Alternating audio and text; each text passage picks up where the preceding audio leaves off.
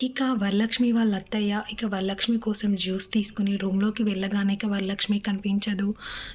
వెంటనే వాళ్ళ అత్తయ్య మాత్రం చాలా కంగారు పడిపోతూ బీహార్, కృష్ణ అందరూ రండి అని చెప్పి అరుస్తూ ఉంటుంది.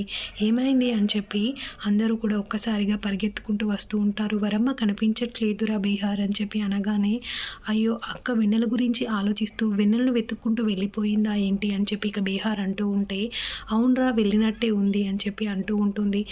అందరూ కూడా చాలా కంగారు పడుతూ ఉంటే కృష్ణ మాత్రం ఎలాగైనా మనం వెళ్ళి అత్తయ్యని పట్టుకోవాలి. అత్తయ్య ఎంతో దూరం వెళ్ళుండదు. అందరం తలో దిక్కున వెళ్ళి అత్తయ్యను తొందరగా పట్టుకోవాలి అని చెప్పి కృష్ణ అంటూ ఉంటే, వెంటనే వైష్ణవి నేను కూడా వస్తాను కృష్ణ అని చెప్పి అనగానే, కృష్ణ మాత్రం చాలా కోపంగా వైష్ణవి వైపు చూస్తూ, నువ్వు వచ్చి ఏం చేస్తావో వెన్నెల, తన వాళ్ళకి మోసాన్ని తలపెట్టే నువ్వు ఇప్పుడు వచ్చి ఏం చేస్తావు, అత్తయ్యని ఏమని వెతుకుతావు, దొరికినా కూడా నువ్వు మా అమ్మ దొరకలేదు అని చెప్తావు, అలాంటి దానివి నువ్వు, నీ బుద్ధు అలాంటిది అని చెప్పి కృష్ణ మాత్రం వైష్ణవిని తిడుతూ ఉంటాడు. వైష్ణవి మాత్రం షాక్ అయిపోతూ చాలా బాధపడిపోతూ అక్కడనే నిలబడి చూస్తూ ఉంటుంది.